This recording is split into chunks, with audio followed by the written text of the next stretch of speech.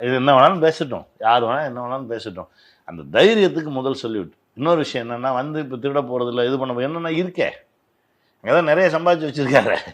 ஏதோ ஒண்ணு செய்வோம்னு தானே வராரு. நான் அதான் சொன்னேன், வெளியில இருந்து தூரமா வந்து பார்க்கும் ஒரே ஒரு முறை தான் சந்திச்சிருக்கேன். ஒரு முறை சந்திச்சு ஒரு கதை சொல்லியிருக்கேன். இப்ப வெளியில தூரமா நின்னு பார்க்கும்போது என்ன தோணுது?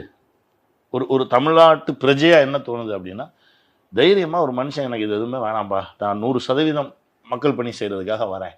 எல்லாத்தையும் நான் தூக்கி வச்சுட்டு வரேன். ஏன்னா தோத்து போய் வரல. படம் இல்லாம வரல.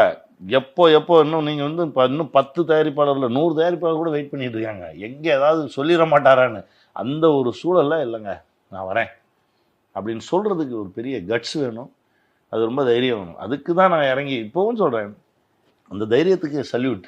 அவருடைய அடுத்தடுத்த செயல்பாடுகள் நல்ல விஷயமா அமையணும். அதுக்கு இந்த பிரபஞ்சம் அவருக்கு சப்போர்ட் பண்ணணும். எல்லாம் கூடி வந்து அவர் நினைக்கிறது இந்த மக்களுக்கு போய் சேரணும். Download Share